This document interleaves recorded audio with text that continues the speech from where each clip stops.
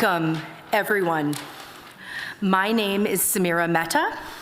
I am the Director of Jewish Studies here at CU Boulder. I want to welcome those of you in the room, and there are lots of you online. I want to welcome the lots of you online as well.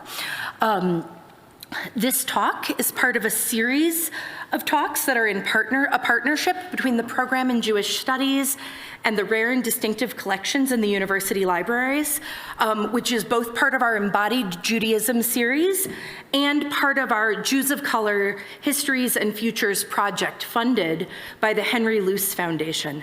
I'm the principal investigator on the grant, and my co-PIs on the grant are also here tonight: Megan Friedel, assistant professor, lead archivist, and head of collections management and stewardship in the university libraries, and Eli Sachs, associate professor of religious studies and Jewish studies. Thank you, Megan and Eli. We would also like to thank the David Schneer Fund for community programming, public scholarship, and the arts, and all of our generous donors to the program in Jewish studies. I would like to start by introducing tonight's panelists. I'm one of them, but I am by far the least impressive and exciting. Marc Dollinger is the Richard and Rhoda Goldman Chair of Jewish Studies at San Francisco State University and is the author of Black Power, Jewish Politics, Reinventing the Alliance in the 1960s. He's the author of lots of other things too, but the history of that book is something you'll hear a little bit about tonight, and I hope you will understand why I see him as a spectacular ally and mentor. Ilana Kaufman is the founding Chief Executive Officer of the Jews of Color Initiative, one of the leaders in creating equity for Jews of color in the United States through research studies, grant opportunities, and advocacy. And I hope when you have heard her speak, you will understand how her work makes my life as a Jew of color better on a daily, or certainly every time I intersect with my community basis. And I'm profoundly grateful both for that scholarship and work and for her presence here tonight. Bryan Roby is an associate professor of Jewish and Middle Eastern history at the University of Michigan, Ann Arbor. His research focuses on the history of race and racism, Black diasporas, and Jewish identity in Israel, Palestine, and North Africa from the 19th century to the present.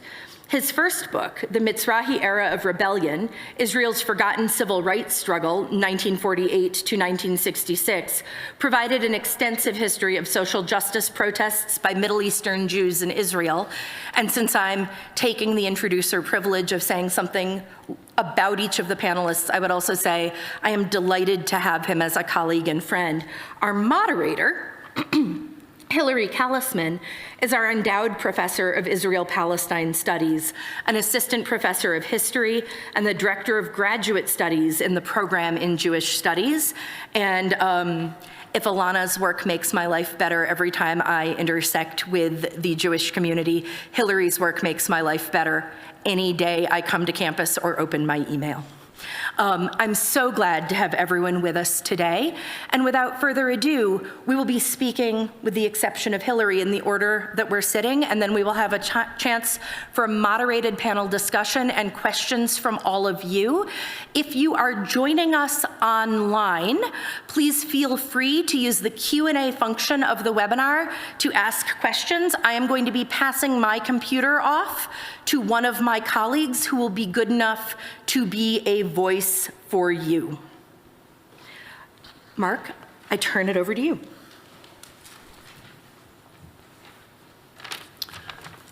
Good evening, an honor to be here. It turns out you cannot write the words white supremacy, nor can you take accountability for your own internalized racism in at least some parts of American academia. So I wrote Black Power, Jewish Politics originally because I was interested in the 1970s ethnic revival, and certainly the American Jewish aspects of it. But after a couple of years in the archives, it became a book on Black Power and the influence of Black Power on American Jewish life. And by the time the thing was done, it ended up challenging a whole lot of American Jewish historical memory around white Jewish participation in the civil rights movement. Certainly, it challenged a lot of what I learned growing up in the 1970s.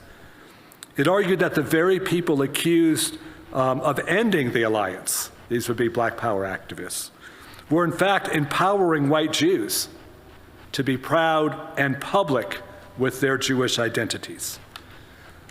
And it showed how contemporary white Jews had really invented and are perpetuating a mythical version of our social justice past to defend a position that one's Jewishness inoculates oneself against racism. So that's one part. Even with all that, it also reflected my own internal implicit bias and racism. And once again, publicly thank Ilana for pointing that out to me. I wrote 250 pages on blacks and Jews without mentioning a single black Jew.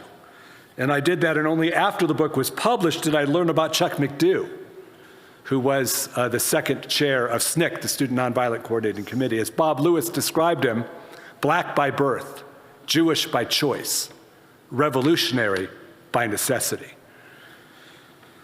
I ignored white racial privilege as a causal agent in the history in that book, and ultimately as a causal agent, certainly in the US experience. Even as it turned out, I learned through rereading each of my chapters on Ilana's suggestion that whiteness actually mattered a whole lot in American Jewish history.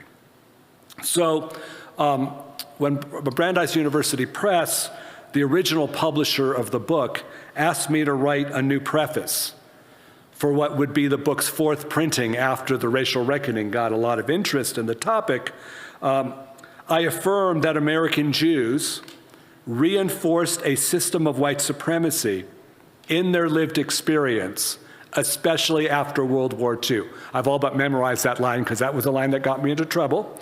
I took accountability for erasing black Jews from my own narrative.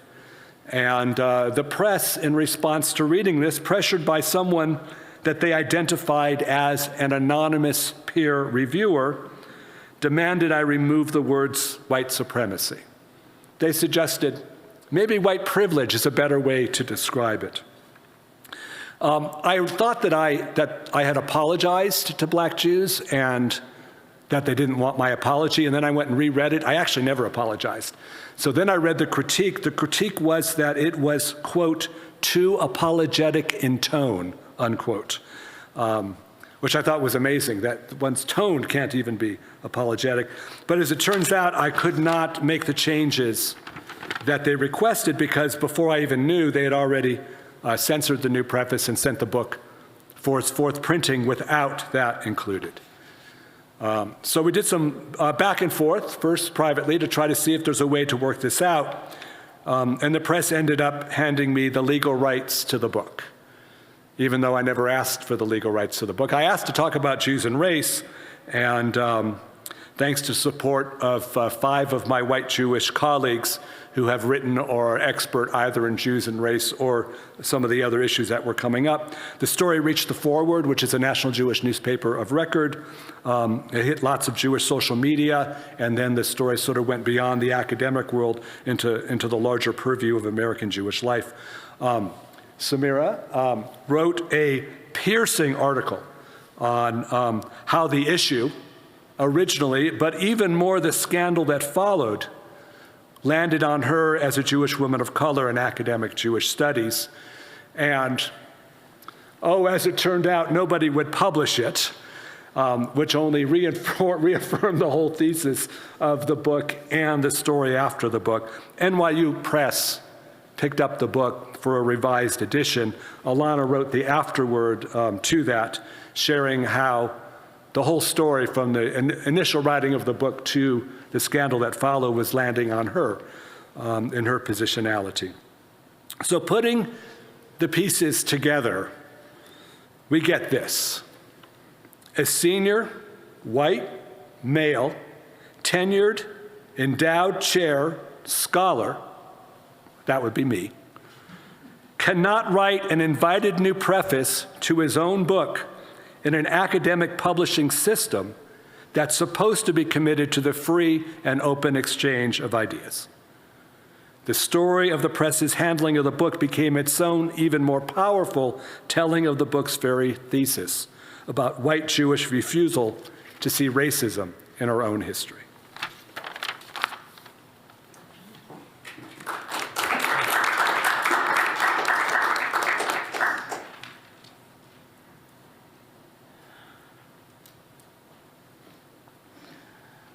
Keep my eye on time. My name is Ilana Kaufman. Thank you, Marc, for setting up this conversation, and for Samira and everyone for inviting us into this conversation. I will probably skip some of the slides, and these studies are available online, and so I'm much more interested in the conversation that this is going to provoke, and there's lots of data that we can look at later. I was thinking about Marc's frame around the bias that got in the way of talking about Black Jews.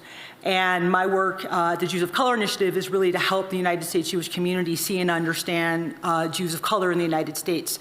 Not only that we exist and that our existence transcends the biases that are part of this community, but that I sit here as a lay scholar among these fine colleagues, which also means that I'm unbound in some ways by the requirements of being a historian, which lets me have a point of view. Lets me talk about why we do this research and why I think it really matters. The Jews of Color Initiative was founded in 2016, 2017 at the request of Jewish communal funders in the communal ecosystem to help the U.S. Jewish community see and understand the racial diversity inside of the United States. Quite frankly, this question came out of the racial reckoning in the Jewish community, and so in some ways, the same way we talked about kind of the role of race and Judaism and kind of what ways our Jewish identity sometimes gets in the way of understanding racial privilege, kind of in some ways the inverse question was presented to me about in what ways does our Jewish identity maybe protect us from racism, in some ways thinking that there's a chosenness that transcends the trappings of race in the United States. We were founded to help understand how many Jews of color there are here in the United States, our experiences in the communal ecosystem, and how we can help the entire U.S. Jewish community better understand the racial diversity and ultimately try to transcend and move through the winds of racism, given that racism is getting in the way of strengthening and fortifying the U.S. Jewish community. Our work is expressed through grant making, so we make something like 30 to 40 grants per year, and we grant out something like $750,000 to $1 million per year in grant monies. We commission research for the U.S. Jewish community and then share it with everybody. And then we play a role as thought leaders in the country to help the community understand the importance of strengthening the community in spite of, or really in capturing the power of our diversity. I'm going to talk about, very briefly, I'm going to talk about 3 studies, but we're not going to get to all of it. And I want to help you understand who Jews of color are, who we are in the United States, what our experiences are, and help you grapple with those concepts. Our first study was called Counting Inconsistencies, and it was a demographic meta-analysis of Jewish people of color in the United States. It was, I thought, going to answer just some simple questions. How many Jews of color are we? And how many will we be over time? And the study was commissioned to help the U.S. Jewish community better understand the diversity of the community, to inform things like communal allocations, programming, how we direct funding in the U.S. Jewish community, because all of those systems and structures are part of an ecosystem with structures and policies and practices. And so if you're not represented inside the ecosystem, you do not get to be part of the ecosystem. We asked how many Jews of color there are, and we did this by looking at the data that was available. So the other thing is we did not commission a demographic study like Pew, for example. We looked at the 25 top studies at the time in the United States. This was like 2017, 2018, and so Pew 2020 had not come out yet, for example, but we called the American Jewish Population Project Pew 2013, and then looked at the 15 top demographic studies across the United States from the Jewish federations.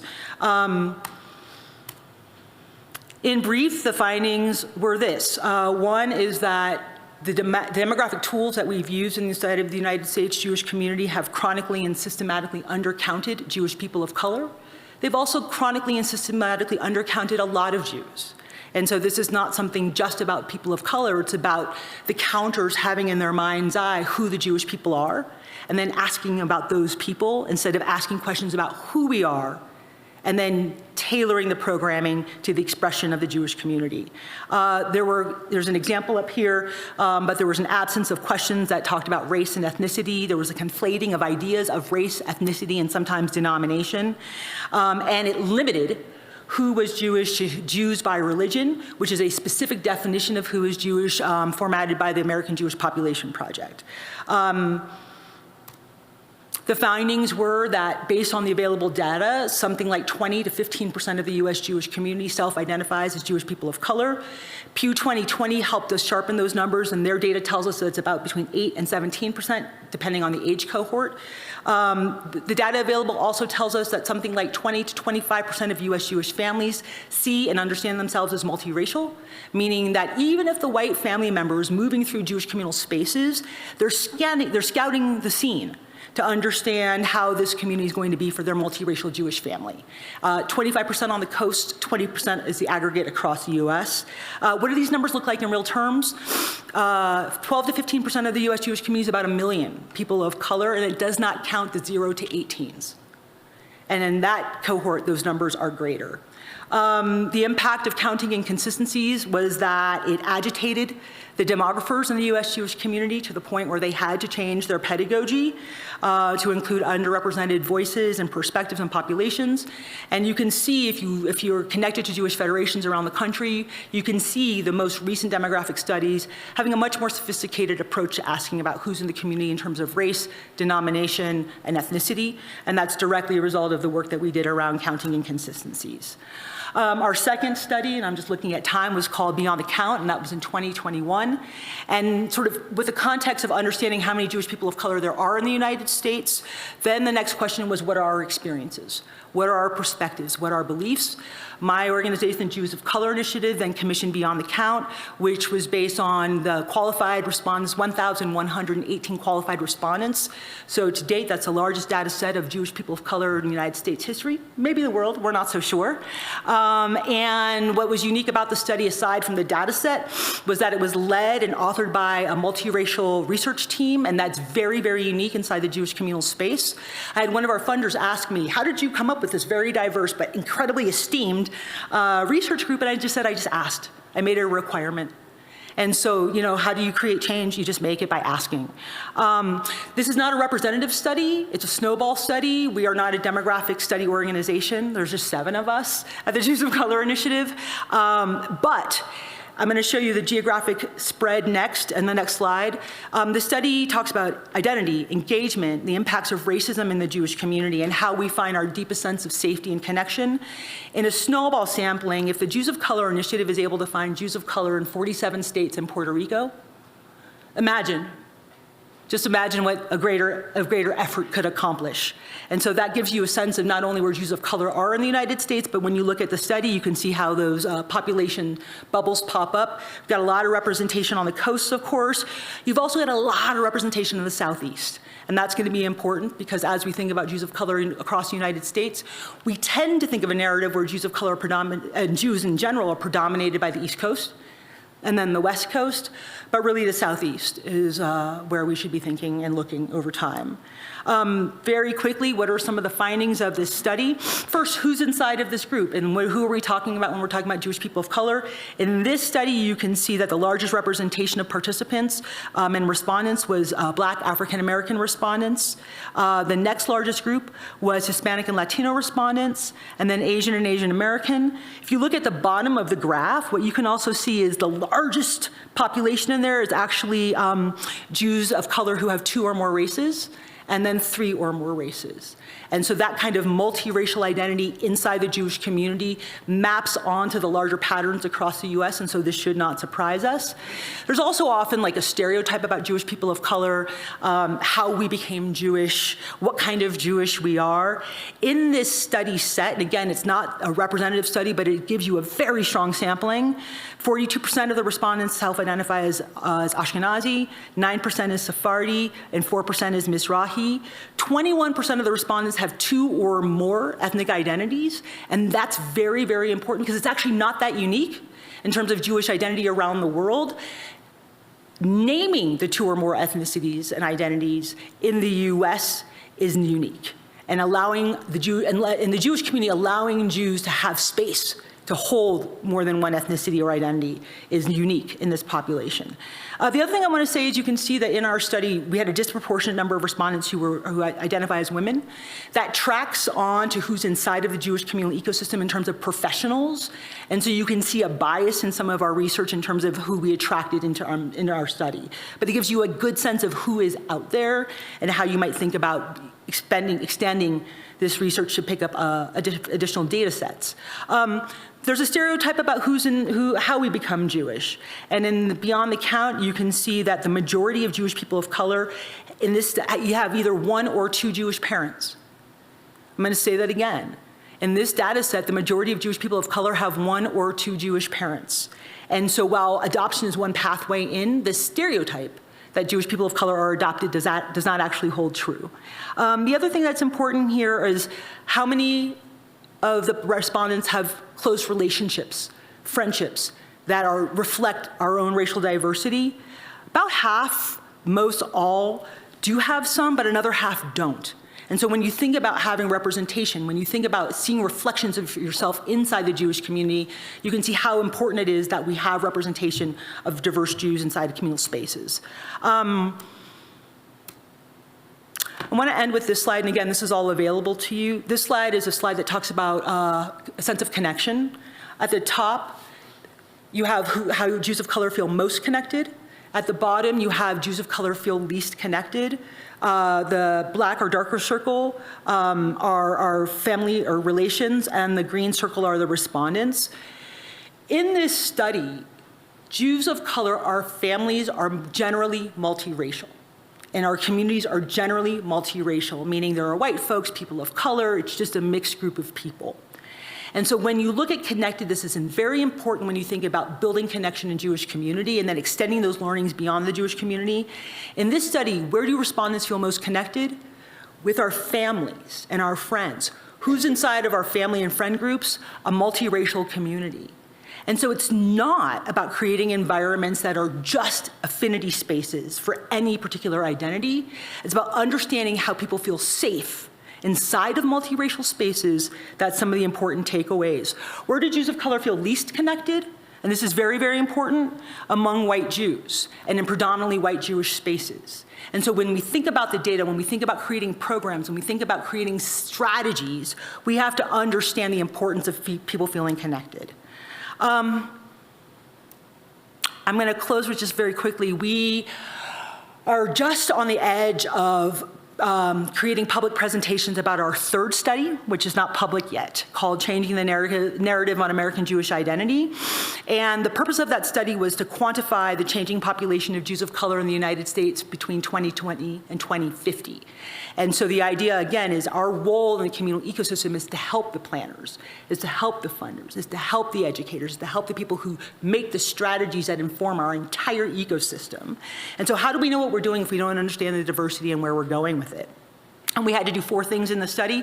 We had to operationalize a definition for Jewish identity, so we had to create a framework. We had to operationalize a framework for racial ethnic identity. Then we had to generate reliable estimates, and then we had to model them forward. I'm not gonna have time to get into all of the details about it, but what I will say is,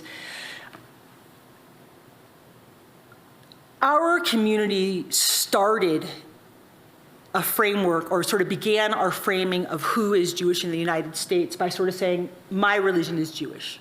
And asking people to self-identify by saying, are you Jewish? And being, yes, I'm Jewish. And you're thinking, yeah, my mom is Jewish, or I went to Camp Ramah, or I did all of these things. And you're just so certain you're Jewish. And it's a hecture. There's no bona fides to prove this identity, but it is the foundation upon which we build all Jewish demographic identity. As we think about who is Jewish moving into the future, we have to start to understand that beyond people who just say, I am Jewish, my parents are Jewish, I identify as Jewish, I've always been Jewish, there are people who've been Jewish and then stray away. There are people who come into Judaism in a different pathway. There are people who started their lives with one faith practice and moved into Jewish religion and Jewish identity. There are people who learn about their Jewish identity later and then connect to that Jewish identity. There are people who grow up in contexts where their backgrounds are Jewish, but they did not know they were Jewish, perhaps because they had to be hidden. And so as we understand the diversity of the Jewish people and create background contexts that welcome people into opting into their Jewish identity, we broaden how we understand Jewish identity in the Jewish community, which makes us create more accurate understandings of who identifies as Jewish. I'm just going to end by saying my work at the Jews of Color Initiative has required me to navigate the funding space to create this kind of programming for the Jewish community. Over the last 7 or 8 years, I've raised something like $10, $12, $15 million in service of the community. And a conversation that we can have as the evening unfolds is, as a lay scholar, as a non-academic, as a non-funder, as a person who actually raises the money in the community and then we grant it out, like a community foundation, as the only person of color who leads a philanthropic fund inside the US Jewish community, there are a lot of questions about how we do this, what the politics are behind it, and how we're successful, and I look forward to having that conversation. Thank you.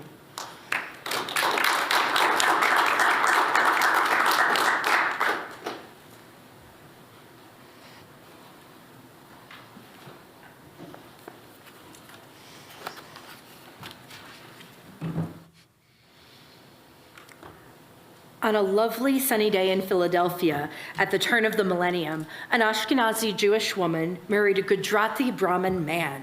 The bride wore a white dress. The groom wore a white kurta pajama, a modi jacket, and a yarmulke. They were married by a renewal rabbi outdoors. During the ceremony, participants explicitly talked about the similarities between Jewish weddings and Hindu weddings, noting that in a Jewish wedding, traditionally, the bride circles the groom 7 times, and in egalitarian weddings, the couple often circles a total of 7 times. Similarly, in a Hindu wedding, the couple's clothing is tied together before they circle the sacred fire together 7 times. They noted that both traditions placed their weddings under canopies, the Jewish canopy made of cloth and called a chuppah, a Hindu canopy made of flowers and called a mandip, and explained that in each tradition, this tent is interpreted as the home that the couple will create. At the same time, they also drew selectively from each tradition. This couple had a chuppah, but the cloth came from one of the groom's mother's saris. They exchanged garlands, a central element of a Hindu ceremony. The elements of both traditions were present beyond the wedding ceremony itself. The invitation showed a group of people and elephants dancing the hora, a circle dance often danced at Jewish weddings. And during the reception, both guests danced both Jewish folk dances and Gujarati folk dances. And there are many reasons. So one of the things that I'm going to talk to you about today are those people with the multiple identities that Ilana pointed to, the sort of Jewish plus identities. And I'm going to argue that there are many reasons why Asian Jewish families and identities that result from such families, so the children of the couple that I just described, for instance, are treated differently from their Christian Jewish equivalents, most of which tie to negotiations of power, both between Judaism and the various Asian traditions, and between the minority communities of American Jews and Asian Americans on the one hand, and on the other, a broader secularized culture that draws many, but not all, of its assumptions from Christianity. So I'm basically going to say, look, the relationship between Jews and Asian religions that are not Christianity, Judaism, or I suspect Islam, and the negotiation between Jews and Christians are fundamentally different. And the first and most obvious reason for that is that American Jews' understandings of Christianity are rooted in this long and deeply intertwined history of Judaism and Christianity in Europe and the United States and other places around the globe. And this history is characterized by a power imbalance that has resulted in everything from Jewish assimilation to Christian norms, sometimes Christian religion explicitly, sometimes just sort of Christian norms, and all the way to genocide. no such historical trauma exists in the relationship between Judaism and Asian religions.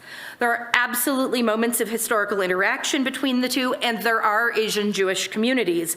But generally speaking, the Asian and Jewish families that encounter each other in the contemporary American universe have relatively little shared history outside of their shared history in the context of the United States.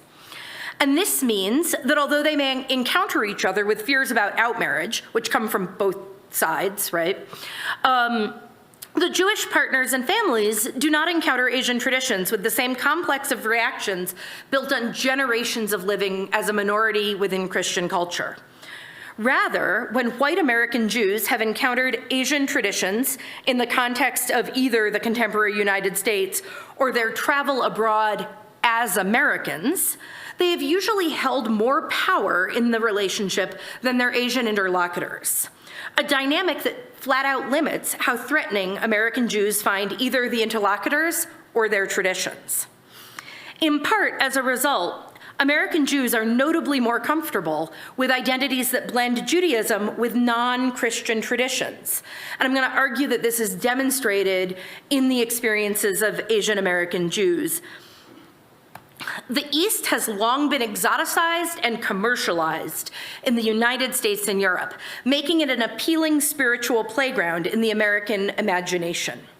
For instance, many Americans, Jewish and otherwise, have yoga or meditation practices in which they chant sutras from Hinduism and Buddhism, learn worldviews and spiritual teachings drawn from those traditions, and do so without a sense that their behavior threatens their primary religious identity, or even potentially signifies taking on a new religious identity. So, no one's thinking I'm doing yoga and therefore, or some people do, but people don't automatically think I'm doing yoga and therefore I'm not a Jew or an Episcopalian, I'm a Hindu. They think I'm a Jew or an Episcopalian who does yoga. Historically, and perhaps particularly in the context of Buddhism, Ashkenazi Jews are among the white converts who shaped American Buddhism. Intentionally or not, they did so at the expense of ethnic Buddhism, as practiced by Asian American communities in the United States and Asian American immigrants to the United States more recently. Converts to Buddhism focus predominantly on meditation and philosophy, and they denigrate ethnic Buddhism, which contain folk practices, that's how you denigrate something, right? That the converted Buddhists saw as impurities to the philosophic tradition. In part because these attitudes shaped scholarly and popular understandings of Buddhism in the United States. So this is the Buddhism of the beats, exemplified by Allen Ginsberg, for instance. American Jews were powerful in shaping that American Buddhism and in arguing that it could be combined. And so it's stripped of the conflicting cultural particularity. You get a philosophic system or a set of practices that you can import. Both Hinduism through yoga and Buddhism through meditation became traditions that American Jews easily combined with their Judaism, such that many see no contradiction, right? And this is kind of amplified by the popular press. There are classics like The Jew and the Lotus, or the more contemporary Evolving Dharma, Meditation, Buddhism, and the Next Generation of Enlightenment, which is by the Rabbi J. Michelson. So we have at least 2 generations of these attempts to combine Jewish identity and Asian identity. And these attempts are largely not being made by Asian Jews, but they're being made by white Jews. So what does this mean for Asian Jews, particularly those Asian Jews who have family that are neither Jewish nor Christian nor Muslim, right? So for instance, you have a Jewish parent and a Hindu parent, a Jewish parent and a Buddhist parent. What does that mean? Young adult literature gives us a sense of what teens and tweens are told is possible as they consider how to navigate complicated identities. And so young adult literature does lots of things, but the 2 I want to really emphasize here are that it gives youth possibilities to imagine things beyond what they see around them, and it is prescriptive. It sets limits or defines the terms of those possibilities. And so we're going to talk a bit about the Asian fusion bat mitzvah featured in Paula J. Friedman's 2013 My Basmati Bat Mitzvah, which I'm going to warn you now, I have a hard time saying. I start sounding super duper Yiddishy and I start saying my Basmati Bas Mitzvah, right? So forgive me. The narrator is named Tara Feinstein. Her father is an Ashkenazi Jew. Her mother is Indian, converted at marriage from Hinduism. Tara considers herself to be Jewish, but also half Indian, and she wants a bat mitzvah that's going to acknowledge that mixed identity. And the novel imagines ways that she can do this, but it does so, I'm going to argue, by trading on exoticization of Indian tradition and a reworking of arguably religious elements as cultural. And so I'm going to think about what that looks like. The novel presents her also as worrying that having a bat mitzvah, that act of religious commitment, will somehow distance her from her recently deceased grandfather, who she calls Nanaji, which means mother's respected father. And this is in part because she has a statue of Ganesh in her bedroom, and one of her Hebrew school classmates tells her that Ganesh is a false idol. So eventually the story has a happy ending. She's at this party and she's watching her Punjabi Hindu aunt doctor her Jewish grandmother's matzo ball soup by adding peppers to it to make it spicy, while her grandmother trades knitting tips with a Bengali Muslim classmate's mother, and she thinks, I thought again of Nanaji, how much he would have approved of Auntie's mixed up little Punjabi, Bengali, American, Hindu, Muslim, Jewish Diwali potluck. And then I knew it was going to be okay. I could be Indian American and Jewish American all at the same time. I could have my bat mitzvah and still honor Nani and Nanaji. I was a spiritual person like Nanaji. I was just me, and there was nothing weird about that. So part of this is facilitated by the fact that the Hindu aunt is arguing that in America it doesn't matter if you're Hindu or Muslim, you're just brown, and so you might as well get along. And that her aunt and her grandmother, her Jewish grandmother, adore each other. But there's also a really key scene around Ganesh. So Ganesh, pictured here in sort of full puja mode, is a Hindu god of the elephant-headed god. He's the god of good luck and prosperity. And Tara has inherited a Ganesh statue from Nanaji. And she keeps the statue, and Nanaji kept the statue on an altar that Tara has tried to replicate in her room. He has a bowl of tikka, which is turmeric and incense ash, that Tara smears, that's a direct quote, that wasn't me being cute, on his forehead, as she saw her grandfather do. And she knows and has taught her friend Rebecca from Hebrew school that rubbing Ganesh's stomach brings good luck and money. She's careful to note, for me, it wasn't a religious thing, just a little ritual to remember Nanaji by. For Tara, this practice is neither religious nor Hindu, she tells us. For scholars of religion, we're going to have to ask some questions. First of all, there are lots of scholarly definitions of religion. I'm not going to bore you with them, but we fight about this for fun. And my favorite thinks of religion as a set of relationships between the living and the dead. So she's immediately in that mode by her act of commemorating Nanaji. But I'm also going to say these memories provide a sense of grounding. They're key to identity, which is religious work. And it suggests that there are religious elements to her memory. But more to the point, in Hinduism, the act that Tara is committing is an act of offering. This is a religious ritual in a Hindu context.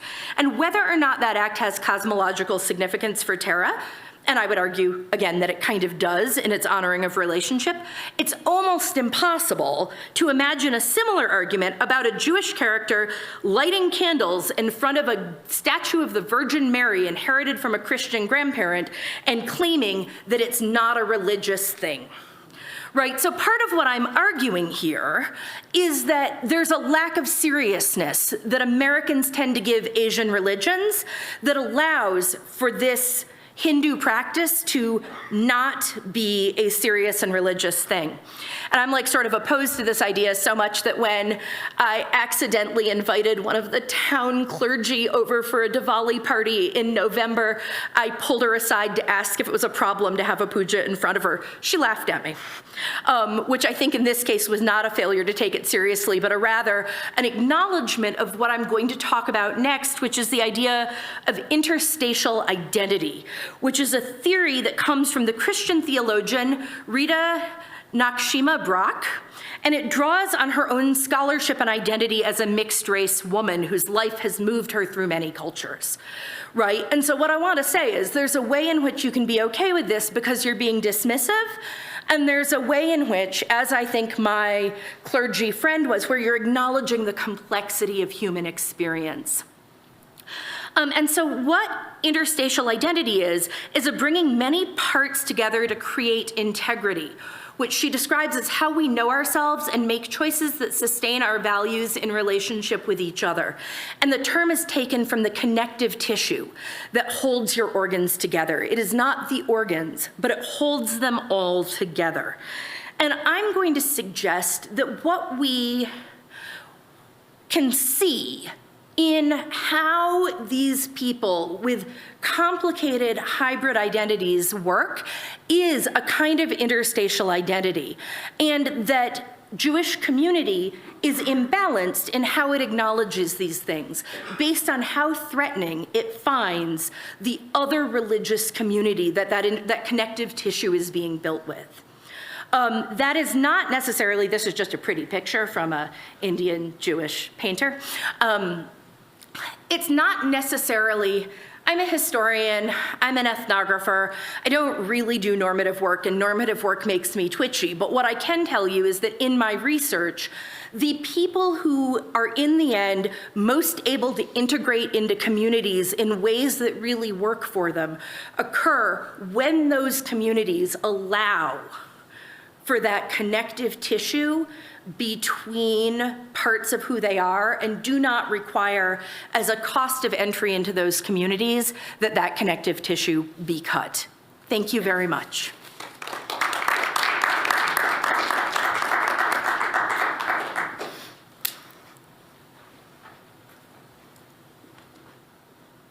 Evening, everyone. I'm Bryan Roby, so I'm going to skip a lot of these slides and just kind of give you a general overview of kind of how race is understood in the Israeli context. As the only non-Americanist here, I'm covering a lot and just giving you little tidbits of things. And really, I'm talking about blackness in the Israeli context, Israeli Jewish context, which tends to refer to what I'll explain later as Mizrahim and Ethiopian Jewish communities. In my own research, as I refer to them, I usually refer to them as Afro-Asian Jews, which is a much more clear understanding. It connects them to both the places that they're from, the diasporas that they belong to, and doesn't just specialize their kind of histories and their culture within just Israel, but also places it in a larger context.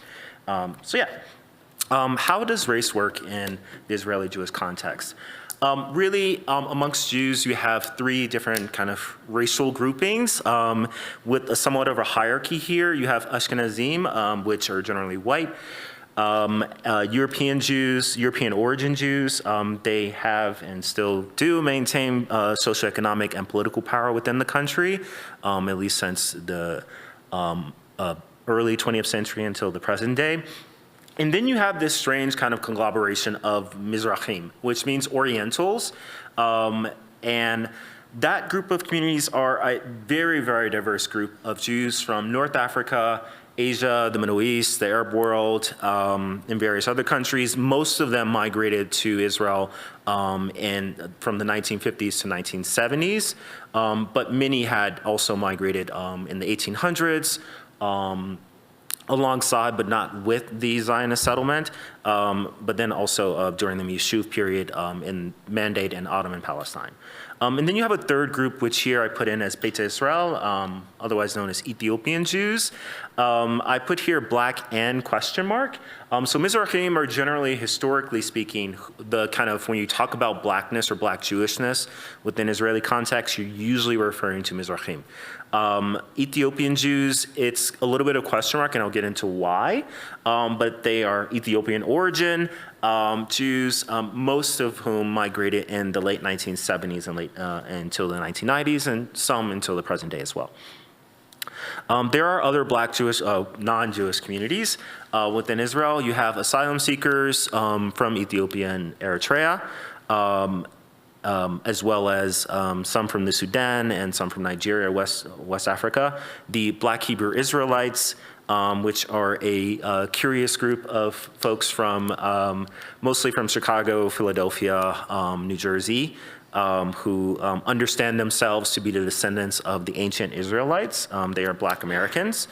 And then you have Afro-Palestinians and Bedouins. And then the kind of kafala system which exists throughout the Levant, which is kind of this is alongside the East African asylum-seeking community, but this is part of a larger phenomenon that happens in the Arab world, in which people come in and are kind of domestic migrant laborers is a very, very nice way to put it. I'm not going to get too much into that, but there are much more blunter ways to put it. Slavery being one of them. So how do we understand blackness? I think given, being in the US, we kind of think of, oh, well, blackness, it's obvious, right? It's what people look like, or that they are descendants of slavery or something like that. But when we talk about global blackness, particularly in scholarship, it really is necessary to kind of get out of that understanding of blackness as located on the body. It does not work like that. It doesn't work like that in the US even. You have people who, are paler than others, who are definitely Black, right? And people, there's a very large kind of diversity in terms of like kind of body presentation. And the other aspect of that is that when you focus so much on the body, it really reproduces these kind of biological determinist notions of race that, oh, well, you're born this way and there's something about, a definitive thing that you can mark in the blood or in the bones and things like that, which is part of this older scientific racism. So really, it's important to kind of like get that out of our mindsets that blackness can or even should be tried to locate it on the body. One, it doesn't work in the US and it doesn't work elsewhere. For Mizrahi communities, I thought it would be useful to provide this little map here. I can say that they come from North Africa and Asia, but I think without this map, I created it. Sorry, I'm a little colorblind, so it's not that creative with the colors, but these are these are where major Jewish cities are in the countries of origin of communities that are considered Mizrahi. So you have a lot in Morocco, from Morocco to Egypt, some in Sudan. I did not include Ethiopia in this context, but Yemen over here. Do you see this? No, you don't see that mouse. If you know where these countries are, right under Saudi Arabia. There was a community in Saudi Arabia until the late 40s.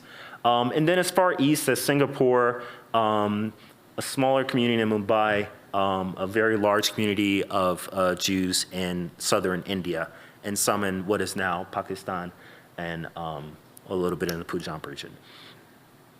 So how do we get to understanding kind of these communities as Black, or even a cohesive community of people? They speak lots of different languages, they come from different histories and cultural contexts. And something that in my research in my second book project, Blackness Refracted, which looks at kind of the making of the Jewish color line, I make this argument that really in the Israeli case, it starts with this kind of early Zionist engagement with scientific racism. This was the most popular kind of science of the day, scientific racism, what we call it now. And there are several figures that I point to. One, Arthur Rupin, who was a social Darwinist and foundational in Jewish demography.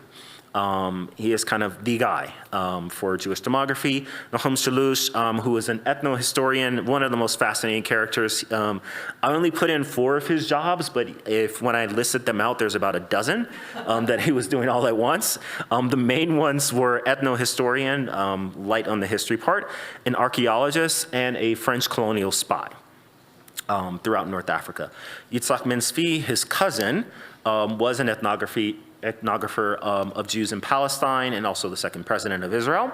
And then Shlomo Goiten, who was a German ethnographer of Jews in the Arabian Peninsula. The other person who is not part of this kind of scientific racism, but is important, is Jacques Feitlevich, who is considered the kind of father of Ethiopian Jews, who creates this idea of kind of Black Jewishness, at least for the Ethiopian community. I'm not going to get too much into the details of this, but I will say these are very long quotes. This guy was a racist by all means. He did not like the communities that he wrote about. He wrote mostly about Libyan Jews. At this last thing at the bottom here, he's describing his first experience in meeting Libyan Jews. He's looking for farmers to farm the land so that Russian Jews can then move there and they can work for them. And he expresses disgust when he meets the Jewish community in Libya. He calls them little brown girls, half naked, with their black eyes flashed out of black circles composed of flies that clung to them without causing them any discomfort. And this is the scourge of the African Jew. So it creates this whole narrative that actually does become a stereotype in Israeli society because people are reading his work to the point in which health inspectors, when North African Jews are coming to the country, are always inspecting their eyes. And it actually comes from this guy and his kind of semi-fictional, semi-factual works. The other, Jacques Feitlevich, is also kind of a French colonial spy, but not quite a spy. He wrote kind of the definitive books about Ethiopian Jews for Europeans, at least, in the early 20th century. And he talks about them as if they were isolated for thousands of years, which was not quite the case, but how he wrote about Ethiopian Jews at the period of time really still does kind of stick to this day. Kind of some of the things that he writes about their history, their culture, their isolation is still kind of in the mindset of people, and it affected their immigration in the 1970s and 1990s. Which is something I'll talk about during the Q&A, just in terms of kind of like the violence that we can do as scholars when we're not very careful about what and how we write about people, right? How that can really affect lots of things. Other thing I'll point out is that how did this all come together in terms of like these scholars and then kind of a consolidated Mizrahi group and its connection to the US. So we may think of this as just kind of an Israeli story of German ethnographers writing for Israel, Palestine.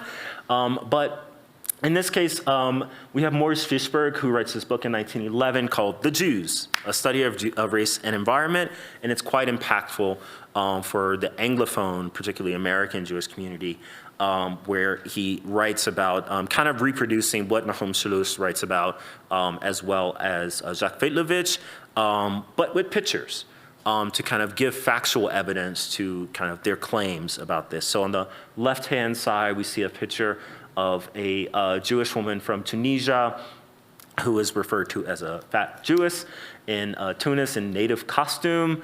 And it reproduced some of the kind of things that Nahum Shalush writes about. And also the French colonial empire wrote about kind of the ugliness of Jewish women in particular in Tunisia because of their large stature.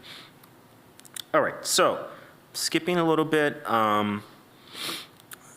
In the Israeli case, one of the main kind of things for the Mizrahi community that's of great importance that I do want to kind of give you a little bit of sense of is what's called the Ma'abarot, or the transit camps. They were placed in these in the 50s and 60s. They lasted, actually, the last one was dismantled in 1988. They were meant to be temporary camps where people lived in for about a few months, but people were kind of made to live there for several years, and it created like a trauma for an entire generation of Mizrahi immigrants. In a sense of deprivation and institutionalized racism. This here is a map that I created using some digital humanities software, mapping software that shows where the tent camps were. This is the first and only person, I'm the first and only person who's done this. And I've done in other work, kind of mapped out that where do Jews of Afro and Asian origin live today, and this is pretty much the same thing. There hasn't been that much migration from these what are called peripheral towns to more socioeconomic developed towns in the present. I'll skip a little bit and just give you 2 or 3 more things. So what happens in the 70s is that you have the Black Panthers globally, or at least in the 60s. It starts off with, of course, in the US case, and then globally you have first the British Black Panthers in 1968 to 1973, and then Israeli Black Panthers in 1971, which is started by Moroccan and Iraqi Jewish youth. And then, of course, the Polynesian and the Dalit Panthers in 1971 and 1972, the Dalit being the kind of lower caste within the Indian subcontinent, or the Hindu kind of tradition. In the Israeli case, you have most of them protesting kind of against institutionalized racism, discrimination, and migration practices, as well as a lack of access to education and proper housing. I think the most powerful, some of the most powerful images on the left-hand side is a group of youth who are burying, these are 2 coffins here with the Black Power fist in the middle on the, one side, the one where you kind of see words, it says discrimination. The other one in the back of the coffin, it says racism. So they're literally trying to bury, or figuratively trying to bury, racism and discrimination within Israeli society. And the Black Power, Black Panthers within Israel are, still have a strong legacy to this day. Unfortunately, many of the members have recently passed away. There's one surviving, Reuven Abergil. But many have recently passed away, unfortunately. Their legacy, of course, carries on today, and also in how people kind of think about Black forms of protest within Israeli society. One, there is outmigration that happened particularly in the 70s with people, Mizrahim, going to Europe, Americas, Morocco, and Iraq. Ethnic-based parties, which happened more in the 1980s with several different groups forming there, and institution building, oftentimes kind of using Black American kind of phrases and institutions like the Democratic Rainbow, like Jesse Jackson's work, Hila, kind of thinking through educational disparities and cultural revival. And then with the Beta Israel, there are several issues to this day, many of whom, at least in the Israeli case, for the first generation, did not see themselves as Black. In Ethiopia, you have their own kind of racial categories, from red to brown and yellow and green and Black, with most Jews belonging to the Amhara community, which are considered red, with a smaller percentage of Black. But then in the second generation, people have started to see themselves within a global Black context and found it useful, particularly with the Black Lives Matter movement, as well as kind of like things, kind of responses against police brutality, discrimination in housing, and seeing that they've actually experienced a very similar treatment that Mizrahim have.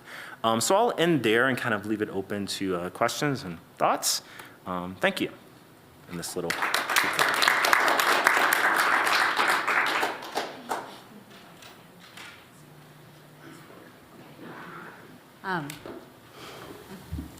Can you hear me? Oh, yeah, you can. Oh, yeah. So first, I want to say, this is like a real treat for us tonight, right? Like, these are scholars who are all sort of on the cutting edge of this kind of work and breaking down, as we've sort of heard, like scholarly as well as conceptual categories that people have been sort of taking for granted for an extremely long time.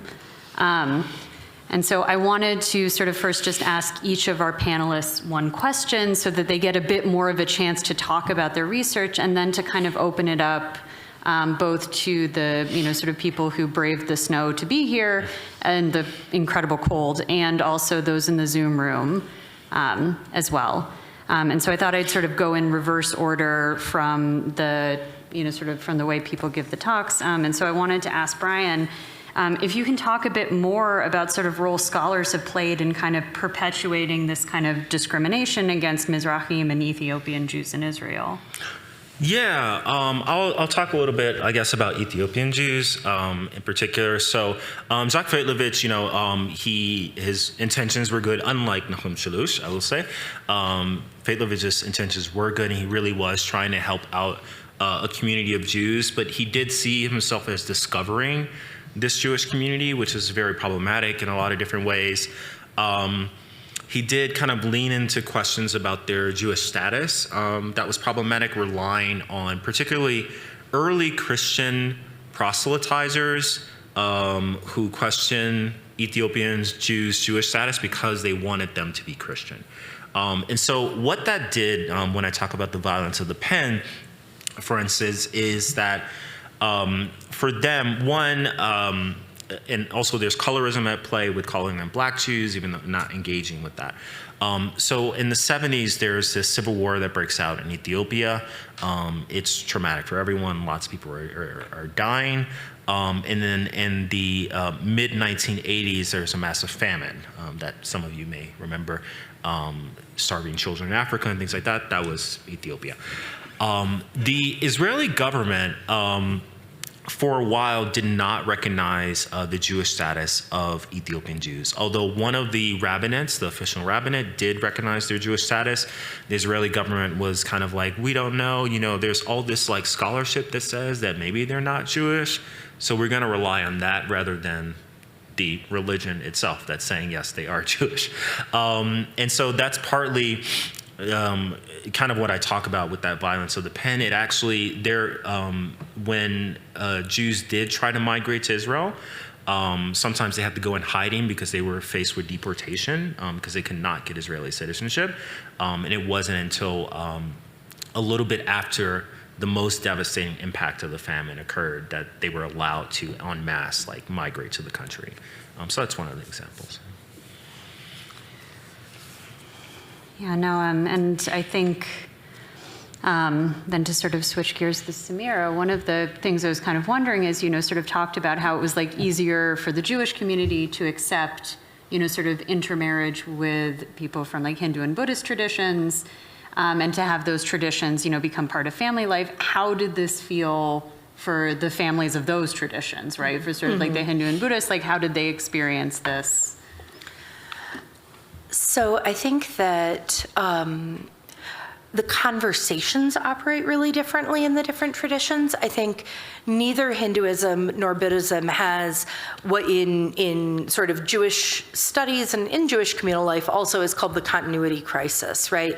So in the 1970s, a conversation really starts up in Jewish community and very quickly gets sort of the sense of an eternal quality of crisis to say Jews may die out, and in the end it won't be, for instance, the Holocaust. It will be assimilation and intermarriage. And so that conversation shapes almost all Jewish feeling, sort of, not all feelings, right? People have feelings about their grandchildren doing different things than they did anyway, right? But the Hindu communities and Buddhist communities don't have that particular anxiety.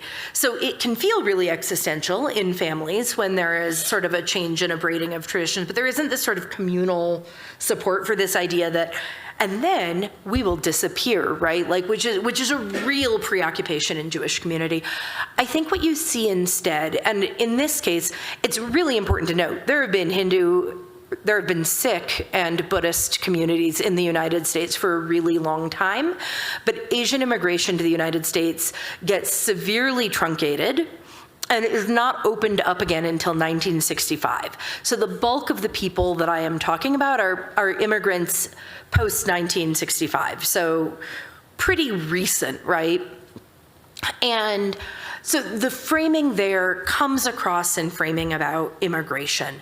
There's a lot of anxiety about what it means to raise children in a foreign country, whether they will have the language, whether they will have the skills, whether they will have the cultural competence in the home country.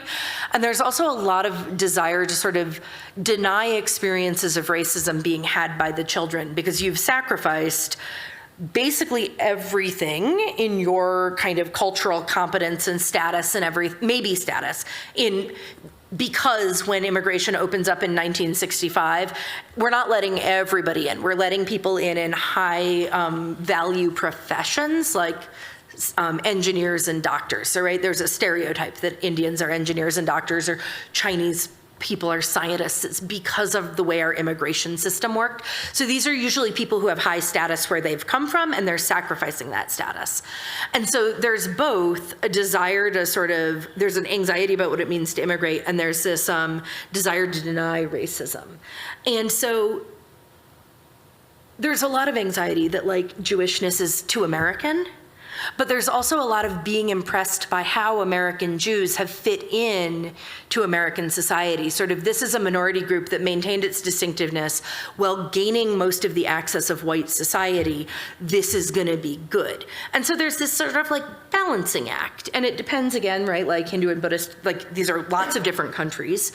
But like also, for instance, in Indian and Pakistani contexts, much of what they know about Jews is tied to British literature. And so there's some anti-Semitism braided in there, but also sometimes some philo-Semitism braided in there. Neither of these are great things, but it adds this complicated piece to how they're all experiencing what's going on.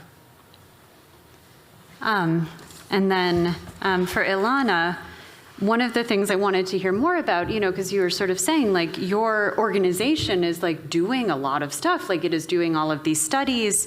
And you said like, sort of it focuses on the United States. It makes more than like 30 grants per year, funding $750,000 in grants, and it survived COVID, right?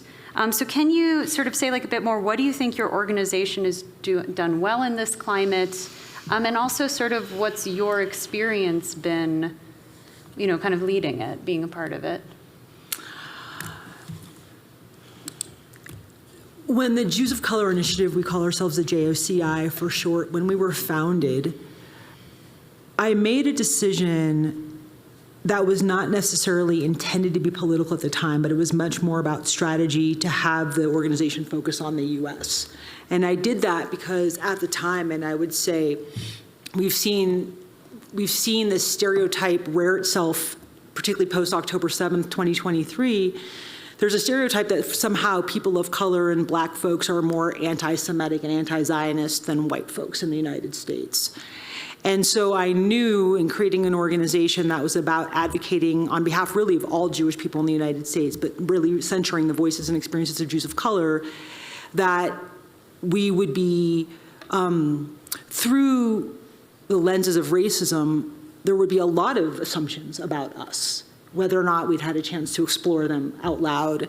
And there would be some stereotypes imposed upon us that would in fact encumber us to be able to do our work. There's that decision. There's the decision that I made, for example, that we would do a study on the demography that pre-existed in the United States Academy, which in fact, in retrospect, I understand was entirely audacious for a non-scholar to challenge the demography of the entire sort of scholarly institution of the Jewish communal ecosystem in the United States. And so I think it's like some combination of audacity, and that audacity is, for me, is rooted in some ways, I think, a refusal to dignify the assumption that I should be grateful for my access to Jewish communal life, and that I should view my access as something that is given to me versus is granted to me as my right. And that sort of refusal to dignify being marginalized is a strategy for us at the Jews of Color Initiative, because we fundamentally believe that the diversity of the U.S. Jewish community is a strength. And we fundamentally believe that inside of our capacity to see ourselves as multiracial and invent ourselves over and over again over the 5,000 years to adapt to our environments, that there's a technology in there that is in service to, quite frankly, the survival of the US Jews. And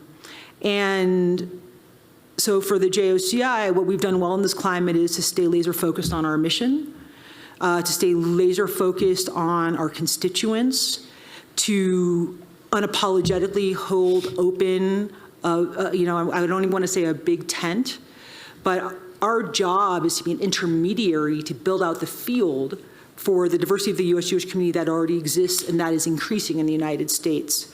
And we can't do that if we're busy shutting down every voice that might have a different opinion about Israel, about denomination, about observance, about halakha, how religious you are. And so we unapologetically have a broad tent. And that allows for a lot of Jews of color who are leaders in this country to have access to resources like grant money, to build out their organizations, to build out their visions, to build out their programs. And that broad tent, when October 7th happens, becomes a challenge for those who want our reputation to take a leadership perspective on what's happening in the international space. And so we have a policy of not making statements. And we've stayed pretty true to that. And the one time I think I made, it's not the one time I made a leadership mistake. One of the leadership mistakes I've made over the course of my career was bending to the pressure of making a statement after October 7th. That was a mistake. And so one thing I did not do well was stay true to our policy. I'll end by saying, for me in this role, I am very often the only one. I am often the only head of a fund in the communal space. I'm often the only one in environments where the other sort of CEOs of Jewish communal organizations are in attendance, whether that be like a Jewish Federations of North America General Assembly, for example, or a funding network assembly. And I think that leading in this space requires a level of belief that a level of belief in entitlement, not the kind of entitlement that allows us to sort of cocoon ourselves, to keep ourselves safe from the diversity and differences of the world, the kind of entitlement that allows us without apology to walk into a room and to take our seat in the front, the kind of entitlement that allows us to walk into a Jewish communal space and assume it's for us, the kind of entitlement that allows a young person to have an opinion that is both Jewish and the rest of their identity without having to qualify it or apologize for it.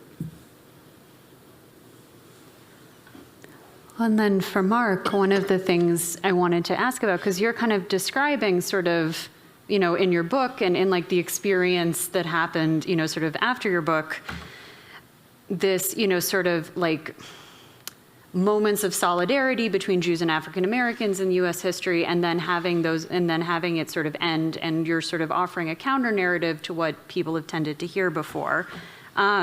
So is there like a key moment in this history? Is there a point at which things could have totally gone the other way and we would be having a really different conversation right now?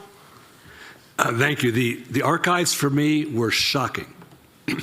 Not every day, but almost every day. In 1960, a middle-aged white Jewish man, a national leader in one of the legacy organizations, published, so this is not an internal memo, that there is more and more tension between what he described as the Jewish, it was really white Jewish community he was describing, and the black community, because there was what he described as a spirit of go it alone. And he said, basically, to the white Jews reading, hold on, it's gonna get intense, and there's gonna be a split, and we're gonna find anti-Semitism, and that was in 1960. You can't have that person making that statement that early and say that the breakup happened in the mid-'60s because black radicals, as they described it, ruined everything. In the late 60s, Rabbi Arthur Hertzberg wrote about black power and said American Jews, implied white Jews, should be able to understand and embrace black power, even though we are on the center of the firing line of its attack. So the late 1960s was the time of the greatest sort of hostility between the two communities. And Hertzberg is said, yeah, I get the hostility, and guess what? There's a whole lot of symmetry that's going on. I like Rabbi Roland Gilson, Temple Israel of Boston, and I put a picture up of him because this is like the oldest white man picture I could find. Harry S. Truman put him on the Civil Rights Commission of the White House in 1948. He sent his young people down to the South in the 50s and early 60s. So when black power rose, he, to me, would be the number one person to not like what's happened to his civil rights movement. And he gave a high holiday sermon, which not only supported black power, but said this is the model for the Jewish community to be public and unapologetic, to use your word, about what it means to be Jewish. And then I found, Murray Friedman did this research, a speech by Joel Spingarn, who was a founder of the NAACP. And the speech was in 1914 to a black audience. And he said, we white people with money are here to support your cause, but I get, as he's saying, as a white philanthropist, that this is not, that I can't deliver you, right? That I am, the line he used was, until you can fight as generals by yourself. 50 years before Black Power, a leading central white Jewish anti-racist guy was telling a black audience, Black Power is coming.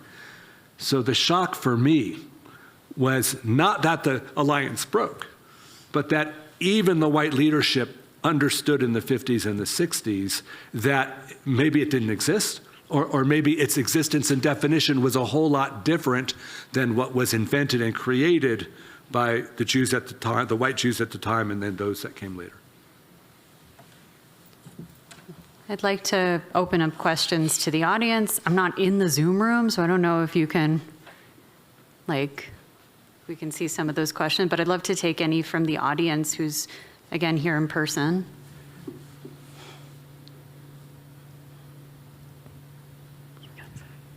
So I will try to get to as many Zoom questions as possible. I'll start with one.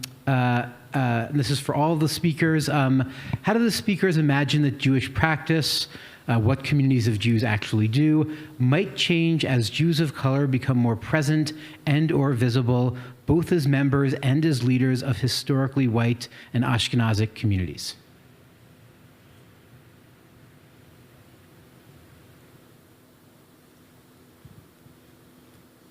I'll defer that one. I mean, I have a couple of thoughts, well aware that I kind of feel like Ilana's probably the person who's got some of the, really the finger on the pulse of the rising generation of Jew of color leaders. I think that there are lots of things that get taken for granted in predominantly white synagogues, and some of them are really obvious. There are, I think, as more Jews of color are sort of present, some of the questions that get asked. I like to say that only once in my life, including I spent 10 years in the same synagogue that prided itself on being extremely progressive.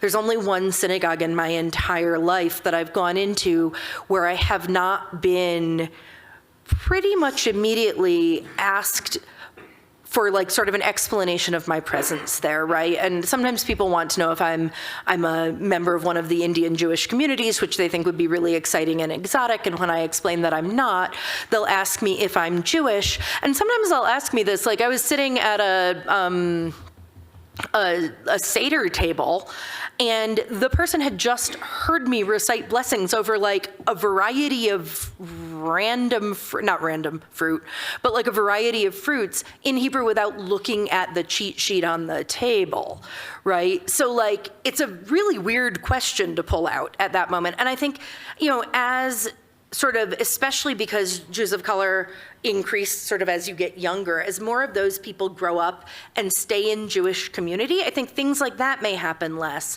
I also think some of the things that happen, there are a lot of synagogues trying to figure out what to do about synagogue security right now. There are places that have the money that can just sort of put in a metal detector and then everybody goes through the same process.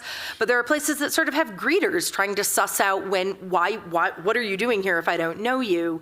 And all of their racial and other biases come into play in that moment. And I think ad hoc solutions like that will become increasingly understood as problematic, as partly as more and more people have friends who have had a bad experience with that, right? But like, those are some of the sort of immediate things that I think will change. But I also think, one of the things that we heard from Ilana is the experience of being like sort of the only funder of color in a room. I think that inevitably, demographically, that is likely to change. And people fund things that speak to them for some reason. I'm like watching our foundation relations person as I'm talking right now. And so as the people whose kind of life stories and interests and pots of knowledge expand, I think the funding opportunities will inherently expand and follow, except that any one of the things that I noted could experience a backlash at any moment, right? Everything you said. And I'll just take a little bit of a different bite at the question. How will it change means we have to back up to like, how did we get here? And I would sort of suggest that post 70 AD, when Jews became diasporic in our nature, our entire survival depended upon the capacity of rabbis to lead their communities across the globe in independent and unique ways. And that's how we became a diaspora community, is the fact that we rely on our clergy to express our Judaism in a regional context, in a regionally specific way. And so we know nothing as Jews around the globe other than trusting the clergy to interpret and create Jewish life in micro-regional contexts. And so at 70 AD, in some ways, every rabbi we had was probably a person of color that had been scattered around the globe to create Jewish identity and Jewish practice. And then through the multiple generations into kind of US Jewish migration, the first and second waves that we talk about in terms of Jewish identity in the US are European background Jews. There were actually Jews of color here before the Jews of color, the Jews that we talk about in terms of the Sephardic community that came to the US in the 17 and 1800s. So we've always had clergy of color. The problem is that inside of the question, it presupposes that we see and understand ourselves as white Jews in the United States. And so inside of that presupposition, I would say, first of all, what would happen if all the clergy in the US were Jews of color? I don't know. What happened when all of the Jewish clergy in the US were white? We have an entire series of generations that have excluded the diversity of the Jewish people from institutional Jewish life, not intentionally, but because of some of the physics of migration, racism, how clergy kind of create their communities and so forth.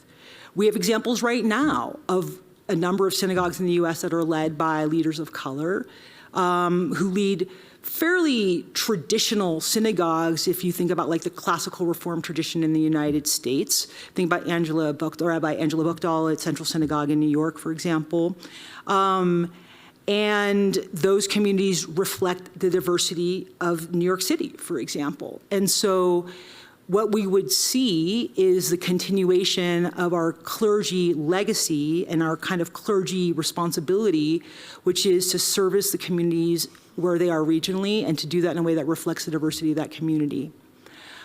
I'll end by saying I understand inside of that question maybe is a veiled worry or a veiled wonder about like what happens when people of color are in charge of communities that have understood themselves as white and have trusted white leadership. And what I would say is the answer to that is to interrogate what makes us uncomfortable about it.